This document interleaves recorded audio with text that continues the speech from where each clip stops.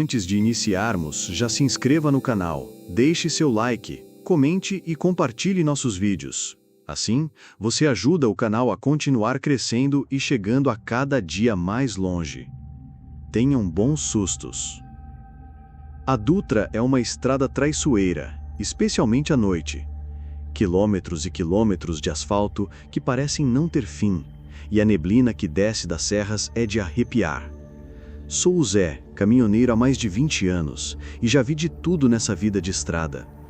Mas o que aconteceu comigo numa madrugada, voltando do Rio para São Caetano do Sul, me fez repensar muita coisa. Eu estava perto de Queluz, por volta das 3 horas da manhã. A neblina estava tão densa que mal se via a frente do caminhão. A visibilidade era quase zero. O rádio só chiava e o silêncio na cabine era pesado. Foi quando, do nada, vi uma silhueta na beira da pista, quase em cima da faixa. Uma mulher.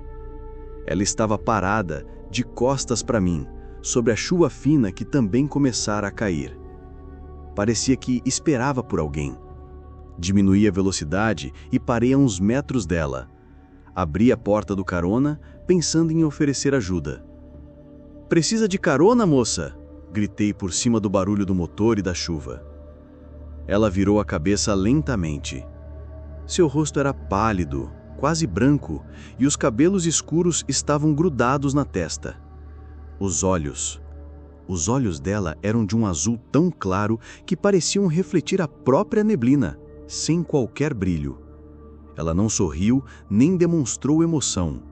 Apenas assentiu com a cabeça, subiu os degraus e entrou na cabine, sem dizer uma palavra. Senti um frio cortante no ar, que nada tinha a ver com a chuva ou a madrugada. Um arrepio subiu pela minha espinha. A porta bateu com um baque surdo. Um cheiro estranho invadiu a cabine, algo doce, como flores murchas, misturado a um odor metálico de ferro velho e um toque de terra molhada. Tentei puxar conversa, perguntando o destino dela, se estava tudo bem. Ela não respondeu. Apenas apontou um dedo fino e pálido para frente, indicando que eu deveria continuar dirigindo. A cada quilômetro, o silêncio dela se tornava mais opressor. Eu olhava de esguelha para ela, e ela estava sempre imóvel, com aqueles olhos fixos na estrada em frente. Depois de uns 15 ou 20 minutos, em um trecho onde a neblina era ainda mais espessa, a mulher finalmente se moveu. Ela virou a cabeça devagar em minha direção e seus olhos azuis, antes opacos, agora pareciam brilhar com uma luz fantasmagórica. Um sorriso frio e sem vida surgiu em seus lábios pálidos. "Pode parar", ela sussurrou, e a voz dela era um sopro gélido, como o vento passando por um túmulo. Reduzi a velocidade e parei o caminhão. Estávamos no meio do nada, com mata fechada dos dois lados e a neblina engolindo tudo. Não havia nenhuma casa, nenhum posto, nada. "Mas aqui não tem nada, moça", eu comecei a dizer, sentindo o pânico começar a me invadir. Ela apenas assentiu novamente. Abriu a porta do carona.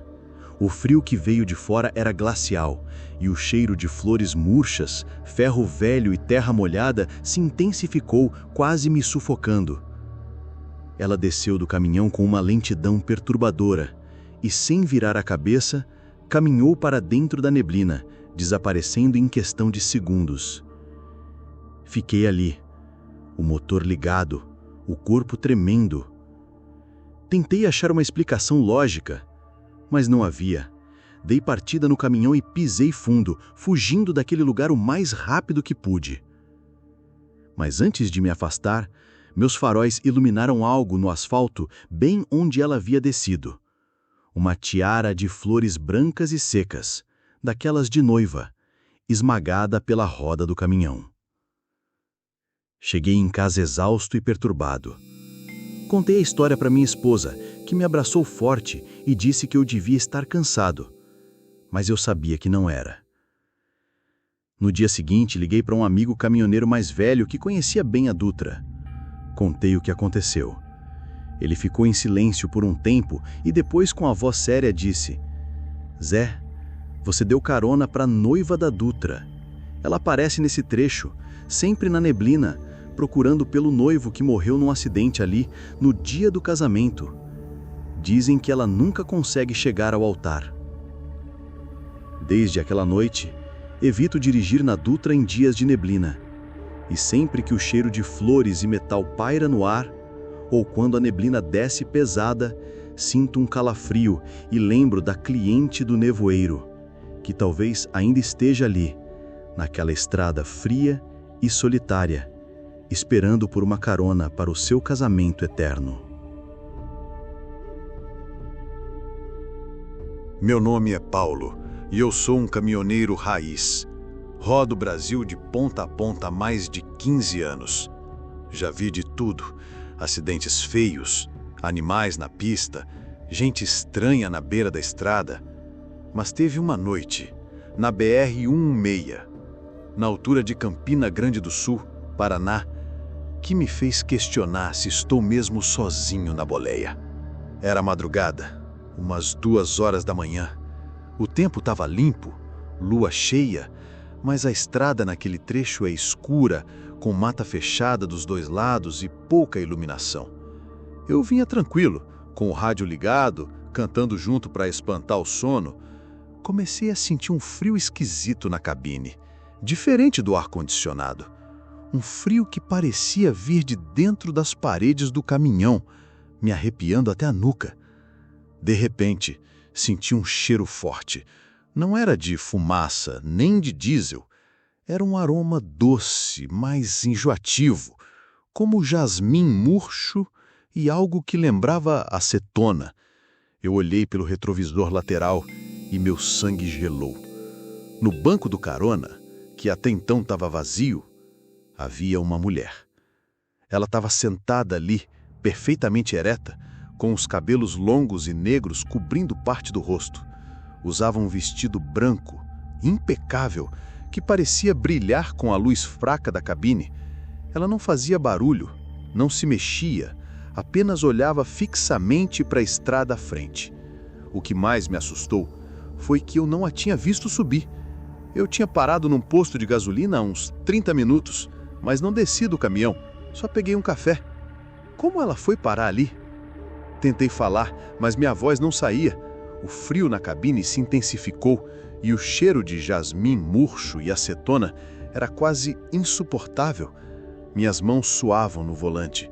Olhei para o retrovisor interno e vi o reflexo dela.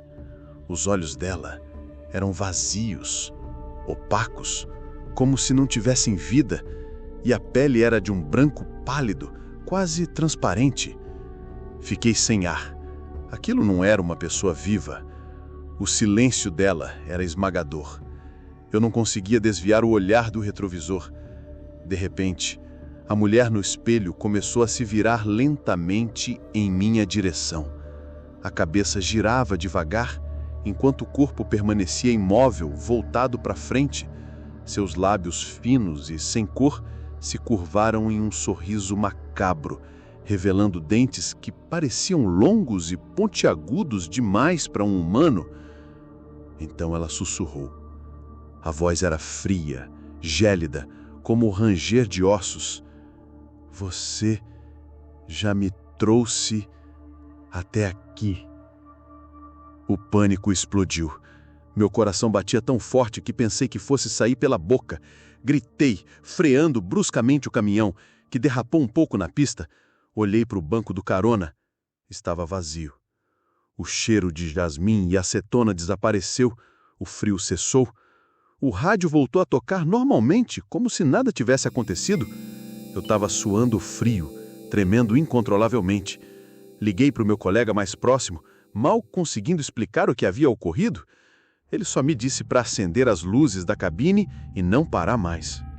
Na próxima parada, num posto movimentado, desci do caminhão e procurei desesperadamente por qualquer vestígio dela. Nada. Mas ao olhar o banco do carona, bem na parte de baixo, vi uma mancha sutil, quase imperceptível, como se algo tivesse secado ali, Tinha uma cor amarronzada e um cheiro fraco de ferrugem. Nunca mais peguei caroneiros à noite, mesmo em postos de gasolina, e sempre que o frio chega de repente na cabine, ou quando sinto um cheiro doce de flores misturado a algo metálico, um calafrio me percorre, porque eu sei que a sombra do retrovisor ainda está por aí, à espreita nas estradas escuras, e que às vezes ela só quer uma viagem até o fim. Meu nome é Ricardo e eu rodo a BR-376, a famosa rodovia do café entre o Paraná e Santa Catarina há mais de uma década. É uma estrada bonita, mas com trechos bem isolados e algumas curvas perigosas. Já vi de tudo por lá. Acidentes, animais na pista e até algumas coisas que me fizeram duvidar da minha própria sanidade. Mas teve uma noite, perto de Tibagi, no Paraná, que marcou minha vida. Era por volta das 2 da manhã. A noite estava escura, sem lua, e uma neblina densa começou a baixar, engolindo a estrada e reduzindo a visibilidade a quase nada. Eu vinha com a velocidade reduzida, os faróis de neblina acesos, tentando enxergar o máximo possível. O rádio estava ligado, mas só chiado, e o silêncio na cabine era quebrado apenas pelo ronco do motor. De repente, pelo retrovisor, vi 2 faróis fortes se aproximando rapidamente. Um caminhão. Pensei, finalmente alguém para me fazer companhia nesse breu. O caminhão se aproximou e eu pude ver que era um bitrem, antigo, com a carroceria enferrujada e sem nenhuma identificação de empresa. As luzes dele eram de um amarelo estranho, quase alaranjado, e a fumaça que saía do escapamento era escura, densa, com um cheiro de metal queimado e terra molhada, que invadiu a minha cabine mesmo com os vidros fechados. Ele veio colado na minha traseira, forçando a ultrapassagem. Eu acelerei um pouco, mas ele continuava ali, me pressionando. Pensei que fosse algum maluco ou drogado. Quando ele finalmente começou a passar, vi o motorista. Era um homem grande, com um chapéu de aba larga que cobria parte do rosto, e os olhos dele eram vermelhos, como brasas, e pareciam fixos em mim. Ele não sorria, não gesticulava, apenas me encarava. O bitrem passou e eu senti um vento gelado varrer minha cabine, mesmo com o caminhão fechado. O cheiro de metal queimado e terra molhada ficou ainda mais forte, me dando náuseas. Eu olhei para o retrovisor para ver o caminhão se afastando, mas ele não estava lá. Havia desaparecido. Pisei no freio, assustado. Olhei para frente, para trás, para os lados. Nada. A neblina continuava densa, mas não o suficiente para um caminhão daquele tamanho sumir em segundos. Eu estava sozinho na estrada novamente. O rádio voltou a funcionar, mas eu desliguei. Meu coração batia descontroladamente. Continuei dirigindo, tremendo, tentando encontrar uma explicação. Será que o cansaço estava me pregando peças? Mas o cheiro ainda estava lá, fraco, mas presente. Cheguei no próximo posto de gasolina, a uns 50 quilômetros dali, já com o dia clareando. Estacionei o caminhão e desci, as pernas bambas. Fui tomar um café e conversar com outros caminhoneiros. Contei o que aconteceu. Um deles, um senhor mais velho, me olhou com seriedade. Meu filho, você encontrou o caminhão fantasma da 376. Ele aparece nessas madrugadas de neblina, sempre nesse trecho. Dizem que é o caminhão de um motorista que morreu num acidente feio ali há muitos anos. Ele não aceitou a morte e continua rodando, procurando por quem o fechou na curva. Desde aquele dia, nunca mais dirigi naquele trecho da BR-376 de madrugada, especialmente se tiver neblina. E sempre que sinto um cheiro estranho de metal queimado e terra molhada, um calafrio me percorre. Porque eu sei que o caminhão fantasma ainda está por aí, na escuridão da estrada, e que ele pode estar procurando por uma nova companhia para sua viagem sem fim. Meu nome é Marcelo, e eu passo a maior parte da minha vida na estrada, transportando cargas por todo o Brasil. Sou fã da liberdade da boleia, mas também sei que a solidão do asfalto, especialmente à noite, pode pregar peças na cabeça da gente. E algumas vezes, não são peças. O que vou contar aconteceu comigo na BR-277, perto de Irati, no Paraná, um trecho bem conhecido pelas suas histórias. Era uma madrugada de domingo, por volta das 4 horas. Eu estava voltando de Foz do Iguaçu para Curitiba. A noite estava fechada, sem estrelas, e uma garoa fina batia no para-brisa. O rádio estava no volume baixo, só para fazer companhia. De repente, a temperatura dentro da cabine caiu drasticamente. Um frio cortante que me fez tremer, mesmo com o casaco pesado. E então, senti o cheiro. Um aroma estranho, quase azedo e metálico, como o sangue velho e terra molhada, misturado a um perfume floral artificial, desses de desodorizador de ambiente de carro. Pelo retrovisor vi um carro fúnebre. Isso mesmo, um carro de funerária, antigo, preto e sem brilho, vindo colado na minha traseira. Era bizarro. Quem estaria com um carro desses em plena madrugada naquele trecho? As luzes traseiras estavam apagadas e as janelas eram escuras, não dava para ver nada dentro. Tentei acelerar para me livrar dele, mas o carro grudou em mim, mantendo sempre a mesma distância. Meus olhos estavam fixos no retrovisor. O frio aumentava e o cheiro metálico e floral era insuportável. De repente, o carro fúnebre deu um solavanco brusco para a esquerda e começou a me ultrapassar. Foi nesse momento que vi o motorista. Era um homem com uma cartola, quase uma silhueta no banco. E no lugar do rosto, havia apenas uma mancha escura, como se não houvesse feições. As mãos dele, finas e longas, seguravam o volante com uma rigidez assustadora. À medida que o carro passava, a porta traseira, que deveria estar trancada, abriu lentamente, com um ranger agoniante. Meus olhos se arregalaram em choque. Lá dentro, envolto em um lençol branco que parecia sujo, havia um caixão. Ele estava inclinado, e de dentro dele escorria uma mancha escura e viscosa, que pingava no asfalto. O cheiro de sangue velho e terra molhada se tornou nauseante, e eu juro que ouvi um gemido abafado vindo de dentro do caixão, um som que parecia raspar nas paredes de madeira. O carro fúnebre me ultrapassou completamente e, sem qualquer aviso, as luzes de freio se acenderam e ela parou abruptamente no meio da pista, bem na minha frente. Meu coração saltou na garganta. Pisei no freio com toda a força, sentindo o caminhão derrapar. Por pouco não bati na traseira dele. Quando meu caminhão parou ofegante, o carro fúnebre estava vazio. Não havia motorista e a porta traseira estava fechada. A garoa continuava, mas o cheiro e o frio haviam sumido, como se nunca tivessem existido. Fiquei ali, imóvel, as mãos tremendo no volante, por uns bons minutos. Minha garganta estava seca. Dei ré e passei pelo carro, que permanecia parado e escuro no meio da pista. Olhei pelo retrovisor.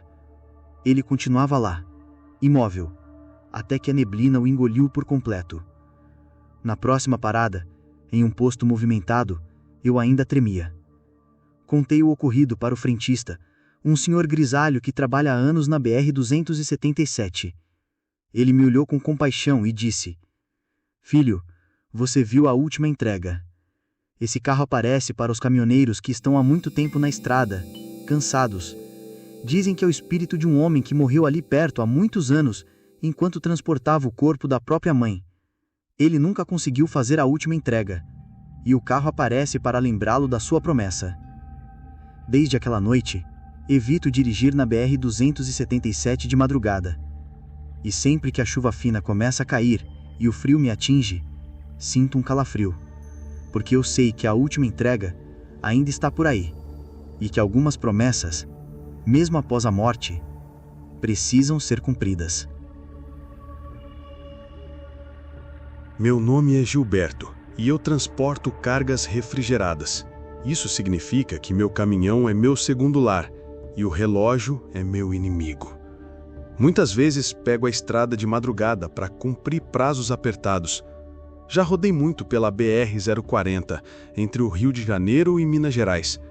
E esse trecho, principalmente na serra, tem fama de ser assombrado. Eu nunca liguei muito para essas histórias. Até que uma madrugada, bem perto de Petrópolis, minha opinião mudou. Era uma terça-feira, por volta da 1h30 da manhã. Eu estava na descida da serra, um trecho sinuoso e cheio de curvas perigosas. A noite estava escura, sem estrelas, e uma névoa fina começava a subir do vale, deixando a visibilidade complicada. Meu caminhão, um Scania com o baú refrigerado, seguia em frente. E o barulho do motor era a única coisa que eu ouvia, além dos meus próprios pensamentos. De repente, meu rádio PX, que estava desligado, começou a chiar violentamente. Era um chiado metálico agudo que me fez pular na cadeira. Tentei desligá-lo, mas o botão parecia travado. E então, uma voz. Uma voz masculina, rouca e desesperada, cheia de dor e urgência, começou a falar pelo rádio. "Socorro! Minha carga! Não pode estragar! Por favor, continuem a entrega!" Meu sangue gelou. Olhei para o rádio, assustado. Não havia ninguém falando em nenhum canal. A voz era cortada por soluços e um som estranho, como de vidro quebrando e metal retorcendo. O cheiro que surgiu na cabine era nauseante. Uma mistura de ferro e sangue, misturada a um forte odor de carne em decomposição e algo doce como frutas estragadas. Eu pisei no freio, desacelerando o caminhão. A voz continuava, agora mais fraca, quase um lamento. A carga! A carga! Meus filhos precisam!" O pânico me dominou. Eu olhava para a estrada escura à minha frente e para os lados, mas só via a névoa e as árvores da serra.